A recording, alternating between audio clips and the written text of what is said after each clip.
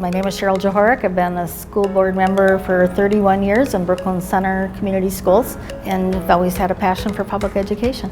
My name is Kevin Boyles. I'm with the Brainerd Independent School District 181. We're here for the delegate assembly, but in particular, our board put forth a resolution that will be discussed today. So delegate assembly is an assembly of board members across the state of Minnesota as a grassroots foundation to inform legislation for the state in matters that concern public ed. When you look at the resolutions, like there's 18 that will be talked about and voted on today. Some of them are legitimately going to be discussed because there will be differences of opinion on whether they make sense or not. We are encouraged to write resolutions that can guide our lobbyists down at the legislature and how we would like them to change our current laws or develop them moving forward. This is my first delegate assembly, so I'm a little bit of a neophyte on the process here, but as I understand it, they will bring forward the resolution, and my job is to second that resolution, speak in favor of the resolution, and then let it go to the vote. That's my understanding of the process. So our resolution was born from a unique situation that we had with a couple of resignations on our school board in 2021 and then one here in 2022 that exposed sort of a gap in the guidance and the statute as it relates to how to replace a resigned board member in terms of the process that a school board has to go through to do that. Once again, Mr. President, Kevin Boyles, Brainerd School District, Area 25.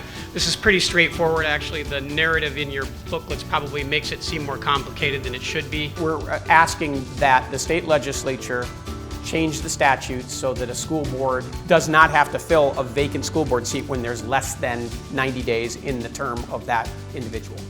Bottom line is there's a glitch in the way the legislation statutes are written, where in our particular case we had a board member resign in September. We ended up having to go through a convoluted process, and we had to randomly appoint a community member as a board member for one meeting to satisfy the statute. And what this seeks to do is to end that little hole in the guidance and the statute so that we can let that go to the end of the term or until after the election. Thank you.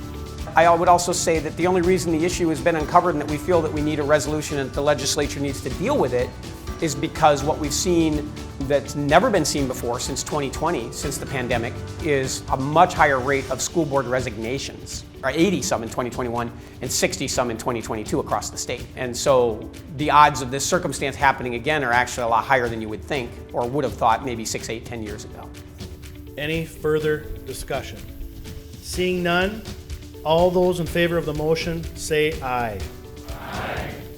All those opposed say nay. Motion passes. Then it rolls into the broader legislative agenda of the MSBA and becomes part of the packet, the overall agenda that they have when they go and you lobby essentially the state legislature to make the changes that we're requesting across all of the resolutions. The resolution that I'm speaking to this morning was brought by the Edina schools. It's a topic that Brooklyn Center Community Schools sees a desperate need for. My name is Jeff Tollefson. I serve as the president of the Minnesota Technology Association. The reason we're so excited to partner with the Minnesota School Board Association is to really advance some legislation this year around computer science education. Today I am seconding a motion to enlarge the computer science component of public education so that there's a framework and policy and training that encompasses all areas of this. We have been woefully underinvesting in STEM education as a state, particularly as it relates to computer science. We are dead last, 50th out of 50 states, in the percentage of our high schools that offer foundational coursework. At just 21% of our high schools in Minnesota. There is a recent Gallup poll, 2020, that 9 out of 10 parents want computer science to be a required area of coursework. Whether it's students that are first learning through Lego League or first robotics, just to spark interest.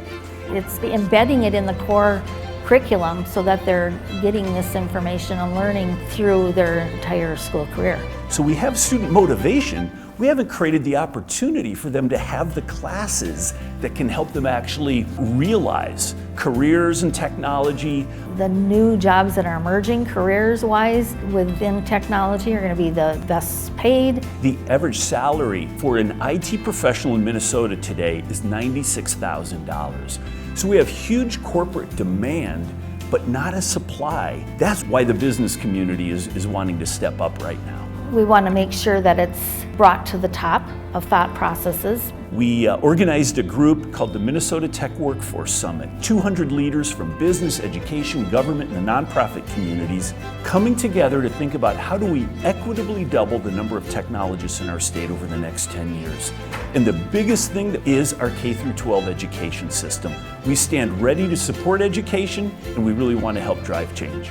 We want our board members to talk to their own legislators so that they know how it affects their districts and their voting areas.